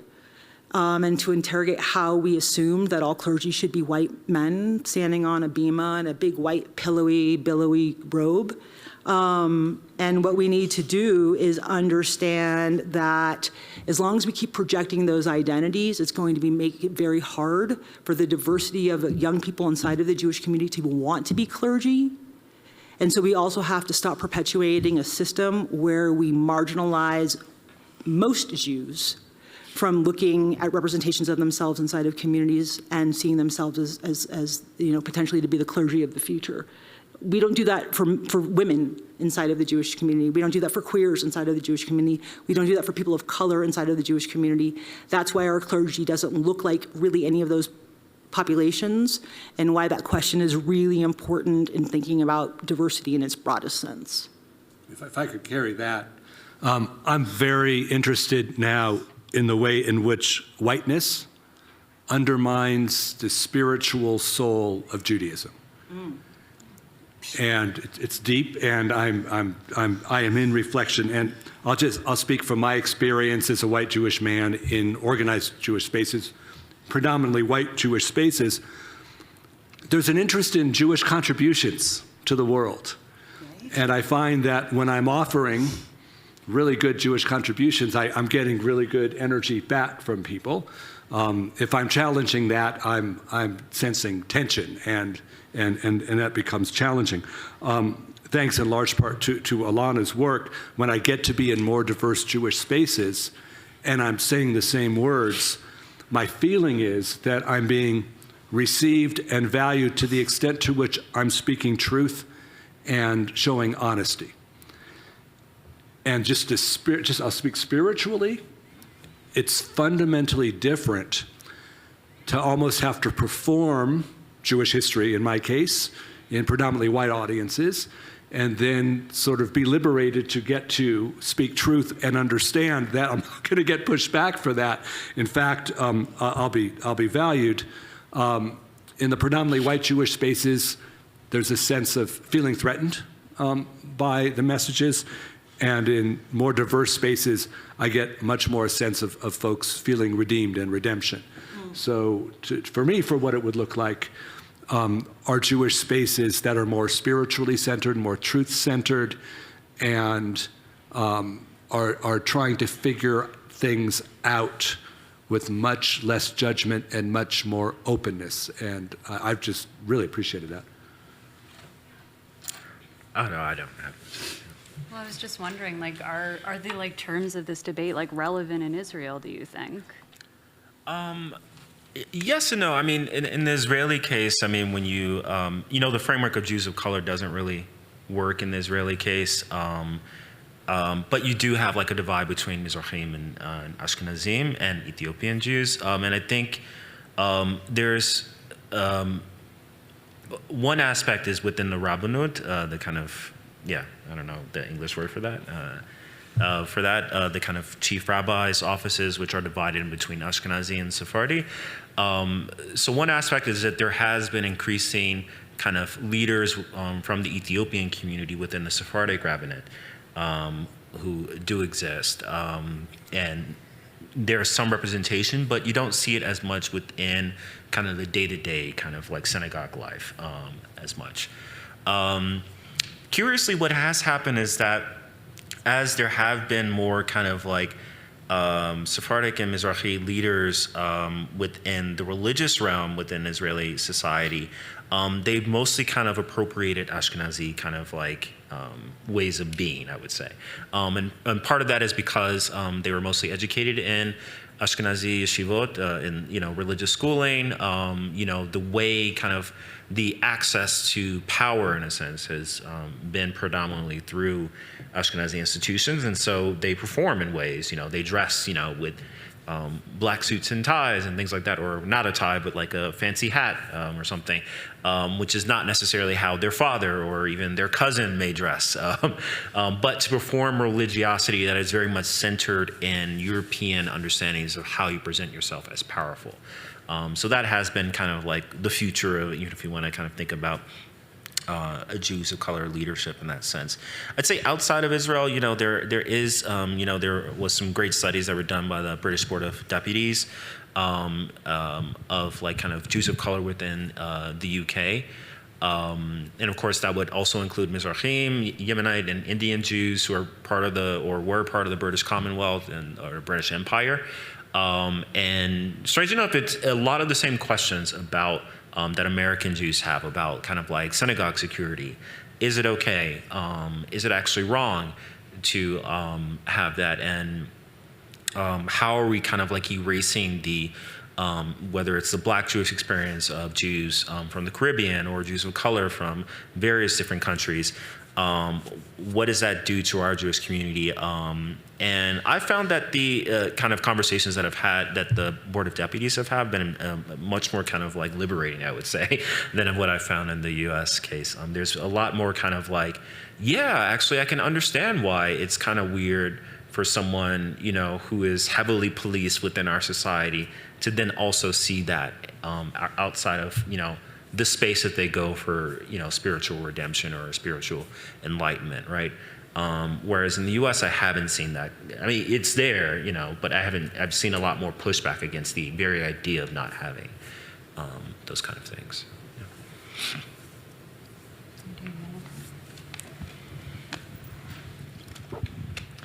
Yeah. Thank you to all. This has been really wonderful. I guess my question is just very broad, but I was thinking of different ways it could be framed, and that's just what has been the role of music and arts in your work? For Ilana, are there particular grants that you're giving to arts or music organizations that might be of interest? For Samira, I'm thinking about the wedding that you described, and if you could say a little bit more about, what was the music there, and for Bryan, I've been interested in the Pute movement in Israel, and what's going on there now with that intersection between Mizrahi and Ashkenazi Jews around religious or para-religious music and so on. For Marc, however you want to take the question. Thanks. I'll take I think the question is really interesting. So in my role and in our role at the Jews of Color Initiative, because we invest in building the field and resourcing the field, we're very interested in culture and ensuring that culture is knitted into the fabric of U.S. Jewish community. And so it might express as us running, for example, a grant round that was about creating intergenerational resources and programming, and a great number of those grants were related to music, for example, and either creating new liturgy or preserving or expanding the aesthetic of a particular kind of music. We think about Lunar Collective, which is one of our grantees, and they are part of the Asian American Jewish community. And they were founded as a film project that had different expressions of arts and music inside of their media, which is their vehicle or the original vehicle for their work. I think about, we fund theater projects, for example. And so music is very, very important to the work of us creating and sort of concretizing a field. Music represents an archival expression that's very, very important. It has an aesthetic story that is unique, that has to be and gets to be captured. And then you have a whole community that gets to kind of carry forward that legacy and also adapt it over time. And so I'll end by saying another one of our grantees, the Black Jewish Liberation Collective, they have a whole canon of music inside of their space. And Reb Koach Baruch Fraser, who actually I think was just ordained as a full rabbi, has a whole sort of set of works around music that combines Black Jewish tradition. As does Rabbi Sandra Lawson, who's part of the Reconstructionist movement. And so there's actually, one more thing, there's like Jewish Song Leaders Camp, and a lot of new work is happening in that space so that it can then go back out to the synagogues. So I actually did not attend the wedding that I talked about. I interviewed people, and Yonatan, I didn't know you yet, and so I didn't think to ask about music. That was an interview from my first book about interfaith marriage and families. I would say that one of the things that I've seen be really interesting in Jewish spaces is the question of how to work a musical culture, right? And what to do about it. And so I'm thinking about, and this is a little bit more like Marc went the personal route, and so I'll go the personal route here. In sort of like the sort of musical life of a synagogue that I belonged to, I learned about a CD of music from, I believe, the B'nai Israel, and was so excited to learn that this existed, and asked our music director if we could sing one of the songs, and she got the CD and she wrote to the people for the right to use the music, and wrote out the sheet music for us and everything like that. And it felt really wonderful and amazing. The same person adapted an existing song, kind of camp song, to include, it was Odiavo Shalom Aleinu, and so, which, uses the Hebrew word for peace and the Arabic word for peace, and she adapted it to also include the Sanskrit word for peace. And I just thought, this seems weird and appropriative, and I think it had to do, and it was with the best of intentions, right? And I think it was actually, interestingly, because I had asked her for the other music. And so thinking about, the disability rights movement gave us the slogan, "Nothing about us without us." And I think that one of the things that I realized in sort of my own reactions to that were how important it is in thinking about what is an appropriate and welcoming thing to do to really be in conversation. And people get annoyed, right? People are like, you need to figure it out on your own and you need to learn. Don't come to me with all of your questions. But there is an element, and I think there's a tension, right, between that and nothing about us without us. But this sense that, right, intentions don't necessarily guarantee the outcome that you're looking for. And I think about, for the rest of the audience, Yonatan really did the work, put in a grant proposal to bring Anthony Russell to campus, along with a number of his musical collaborators, and we're waiting to hear. But Anthony Russell sings Yiddish art song and includes the African American folk tradition and interweaves them in his music and performance. He's also a Black Jewish man, and one of the workshops that we're hoping he will do for us thinks about the use of African American folk music, drawing on the Hebrew Bible, in predominantly white Jewish spaces. And how does one think about that? And I think, that's the kind of question that, white liberal Jews have a deep love of the American folk tradition and the folk music cultures for the sort of, baby boom generation that is the kind of power brokers right now in this moment in synagogue life, have a great love for that tradition. And it makes a lot of sense that it appears, therefore, in our communal spaces. But sort of what does it mean to have conversations about that? How is it landing on the Black Jews in the room, but also on other minoritized Jews in the room? Is it, how is that reading? And I think that, the value of bringing someone like Anthony Russell into conversation is to hear an artist's perspective about that. It's also something that I would like to see, scholars and researchers kind of go out and ask, because also it's not like there's going to be one opinion. I can imagine, I wasn't the only Indian Jew in that congregation. I can imagine that someone else felt really seen, and I, with a lifetime of super grouchiness about American yoga, was just pissed, right? But you can imagine someone having a different response. Yeah, thanks for mentioning Piyut. I love Piyut, so I was like, whoa, oh, cool. I don't work so much on it, although there is something curious that's been happening. There's been a kind of larger kind of interest in Piyutim as of late. There have been a couple of foundations, Avichai Foundation, for instance, which attempted to or has preserved some with limited access here and there over the years to various Piyutim, which gets into some problems that are too detailed to focus on right now. But in my work, I do actually look at poetry, contemporary poets, mostly of Israeli Jews of Yemenite origin and an Ethiopian origin, and kind of how they interrogate blackness, their own blackness, and their sense of like belonging to an Afro-diasporic community. And those have been really interesting, particularly the works of Adi Kassar, Yossi Sabari, which I'll be bringing to the University of Michigan, which is where I'm at in March.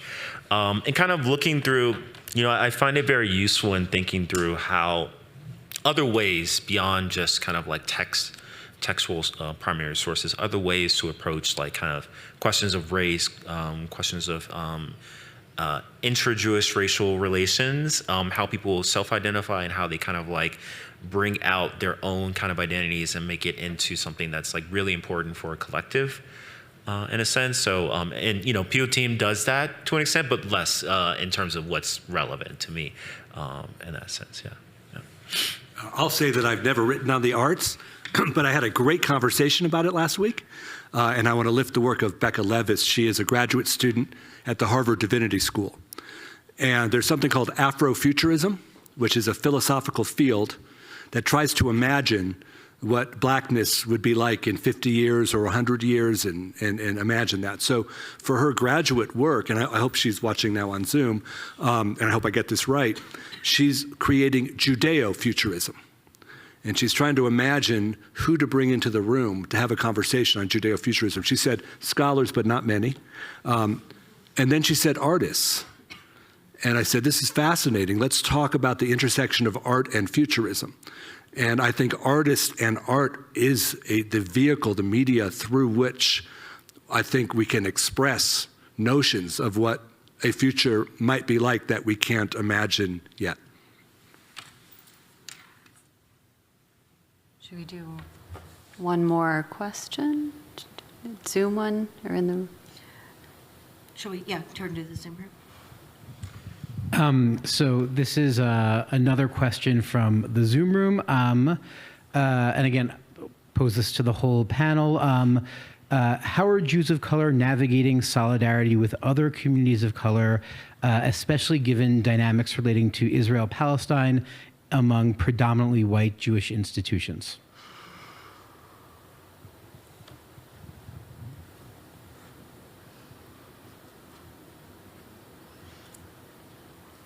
I mean, I think it's really important to remember that Jews of color are not a monolith, right?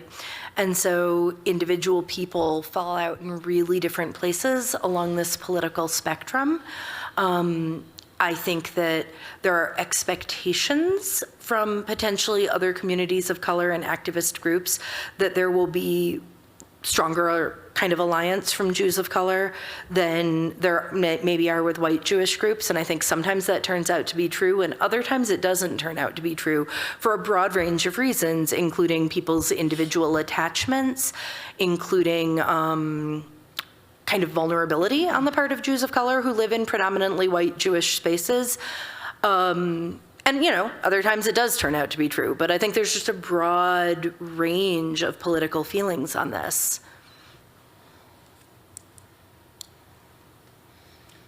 Yeah, I agree. Just to emphasize that, Jews of color are absolutely not a monolith. And really, I think we have to remember that, some of the approach or the assumptions when we talk about, Jewish responses to something or how do American Jews feel about something, that tends to not really be talking about Jews of color in a sense. And so the approaches, I think one thing that isn't monolithic, but is kind of an alternative, I think for Jews of color, that community, it tends to be kind of like another way, the approach that people take towards certain things is quite different oftentimes than how kind of what we think of as representative Jewish institutions, how they would approach a certain issue. And so I think, in terms of like relating to non-Jewish communities of color, that tends to be the point of departure, not as like, Jewish institutions say this, and so that must be how Jews think and how Jews of color think. It's more that, they come at, the relationship is based on kind of understanding that, one, they're not a monolith, there's a diversity of thought within the Jewish community, and that Jews of color themselves actually, diverge in lots of different things. So. I think what I would add to the responses is, from my knowledge, I don't think there is any predominantly white institution in the United States that actually surveyed Jews of color about how we're navigating or feeling about October 7th and a post-October 7th climate. And so I don't think that question can be answered in that particular way. I think that the Jews of Color Initiative was the only organization to survey Jews of color in the United States post-October 7th, and we have a data set of 313 responses, which is very significant relative to the population size. And to everyone's point, there's a diversity of perspectives, including some Jews of color feel like we wish that Jewish communal institutions were spending more time thinking about anti-Semitism and anti-Zionism. Some Jews of color feel like, and I was going to pull up a slide deck if I could have found it in 2 seconds, that there's a desire to have more focus on thinking about Palestinian safety and what's happening in Gaza. Some Jews of color, and these buckets of sums were like 35%, 37%, 38%, 41%, would like to see more emphasis on Jewish communal institutions not talking about Israel and Gaza. And one of the losses of this time is that our organizations in the US our Jewish organizations, that even religious institutions, are so political that at a time when people need spiritual sustenance, the focus has gone to politics, even in spaces where we should be able to worship. Relationships have been strained. Those strain of relationships can be seen with community members who are people of color who are not Jewish, outside of Jewish communal spaces. Those strains can also be seen with white colleagues and white community members inside Jewish communal spaces. And so we actually have some of the data for these questions. What we need to appreciate and remember is, while we're servicing kind of the response to anti-Semitism and anti-Zionism in the United States, we can't forget that our communal institutions are also supposed to serve as spiritual needs, and that we need to make space for that. I'm really interested in the racializing of the question. I've got a different version of that question. Is the most popular question I get on every talk I give, no matter what the topic of that particular evening's talk is. And I think we have to begin with the extraordinary division that October 7th and what's happened since then has occurred within white Jewish families. Literally splitting families, siblings, parents, and children in ways that we have not seen, I don't think, in the last 50 years or so. What I think is really going on when it's posed to Jews of color and people of color is a reflection of the perception of the alliance, and then the perception that I challenged in my book that it was the black community, phrased in the singular, that was responsible and accountable for the end. And then that gets pushed to the extent to which white Jews have done so much for the black community. And then in the context of that racializing and that hierarchy making, the events after October 7th fit right into a construct that leads to those series of questions. So I think the more fertile area for thought is to look at the creation and the motivations around the questions rather than actually answering it. Can I add one piece, which is one of the things that also hasn't happened post-October 7th is that Jews of color who are in leadership positions across the United States have not been queried, we have not been queried about our perspective on community relations, on civic relations, on what would it look like to have a multiracial approach to responding to anti-Semitism, because since anti-Semitism affects a broad range of Jews, including people of color. And so what we need to do more of, and what we're doing with some of our partners out there, is bringing together community relations partners and leaders who happen to be Jews of color with community relations expertise. Because as we've seen in the communal space out there, and as admitted by even some of our colleagues at some of the most high I won't name these organizations, but the premier organizations in the country that are charged with fighting anti-Semitism, when they have failed to fight anti-Semitism, and those approaches to fighting anti-Semitism have only included kind of white Jewish communal strategy, we know that, again, there is technology inside of Jewish people of color who have been leading in these spaces, who know how to navigate difference, who know how to set aside difference for the sake of common organizing and shared organizing principles. And we cannot lose sight of shared and common organizing principles in this country, which have to be centered around white supremacy and racism, and eradicating them in service to all people who want to survive in the next 10, 20, 50, 100 years. I think we can take one more question.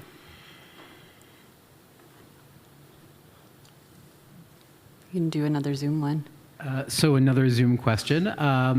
So this is a conversation that has brought together both academics and at least one non-academic. I was wondering if you could reflect, again, this is a question for everyone, on both the opportunities of those kinds of conversations across professional lines and also the challenges involved in those kinds of conversations across professional lines.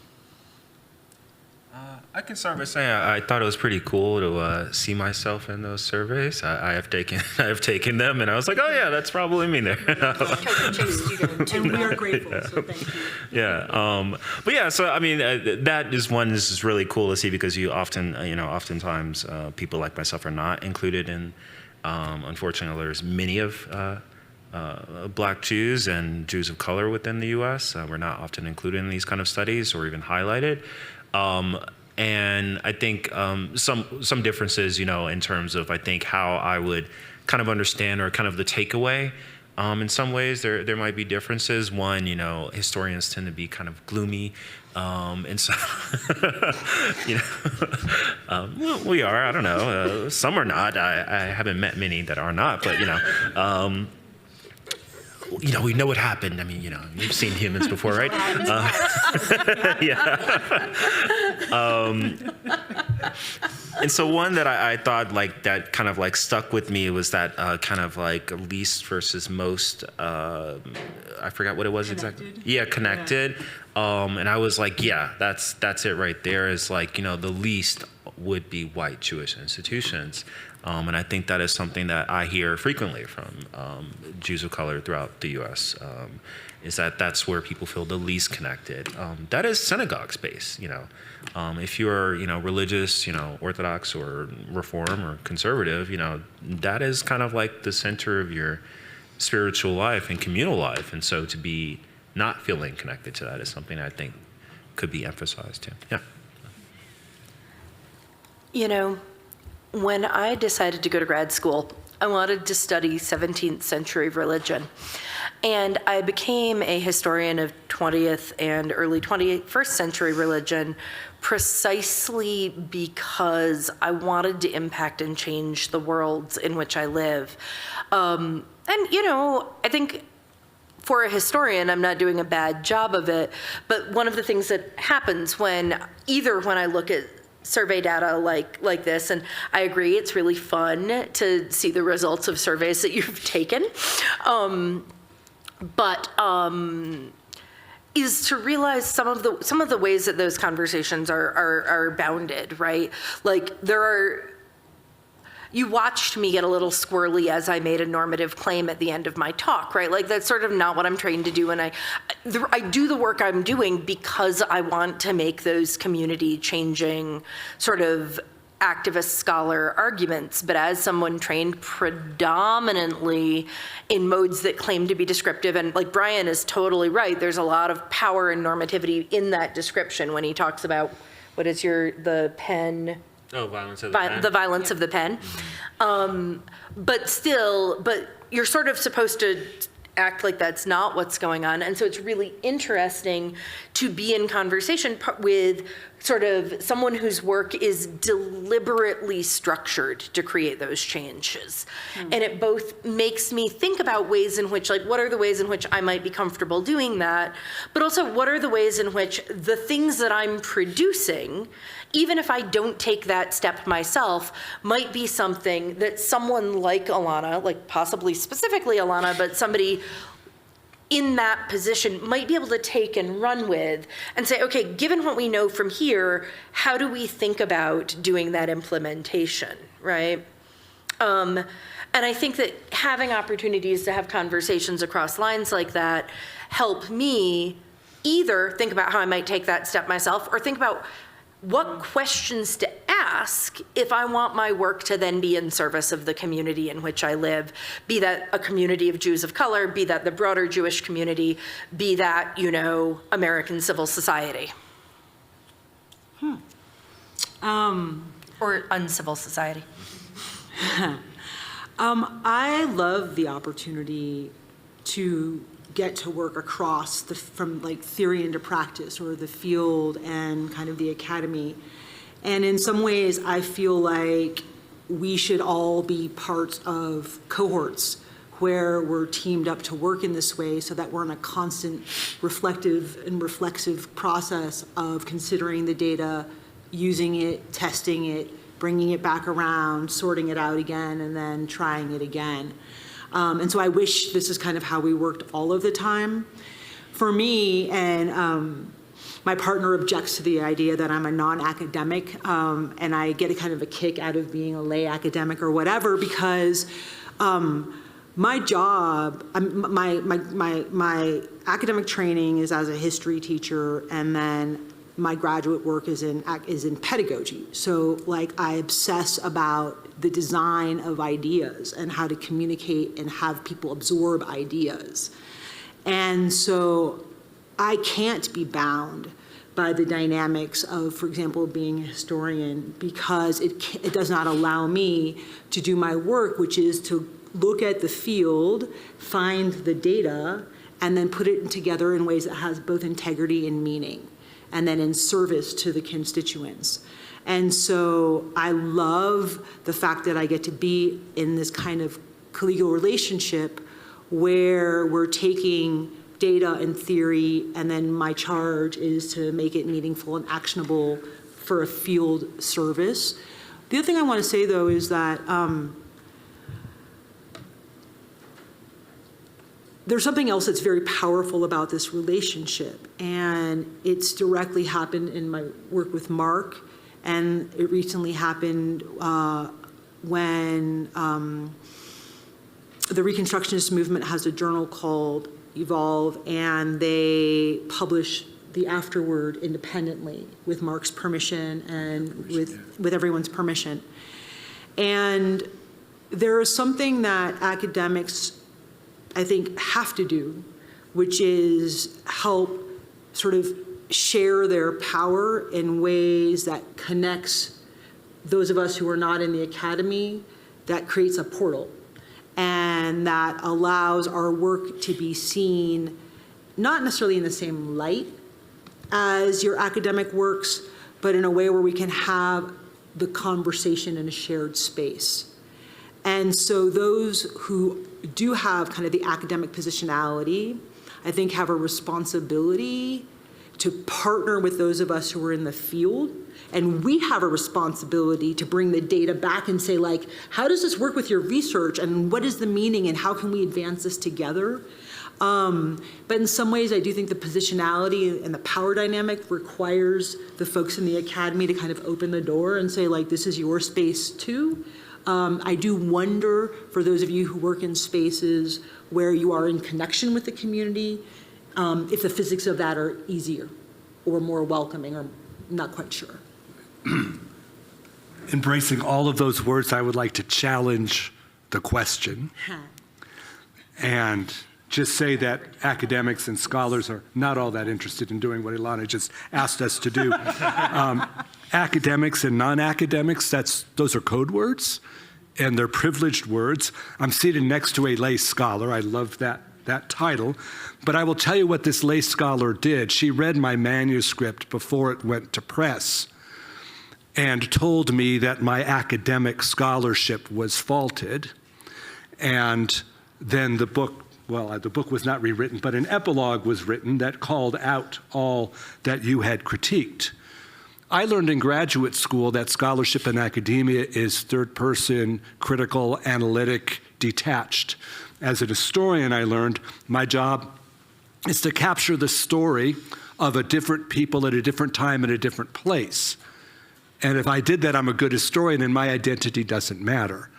And what I learned was that my identity matters a whole lot because it informs every word that was there and every word that wasn't there, which undermines at least what I learned in graduate school about what academics and scholarship was. And what Ilana gifted me with was an understanding of the limits of that word, or the way in which we privilege that word, and then give power to those who use it, who then have the option to include or exclude people who are lay scholars as it goes. So I now renounce the formality and discipline of academia as some sort of exercise that in and of itself possesses power. I'm going to add, though, that, there's an actual person in the room with a question. Never mind. All I was going to say is I think Marc is really unusual as a historian in his approach to receiving this feedback. Yeah. Like, I've basically never seen somebody publicly embrace and amplify a critique of their work, like, ever.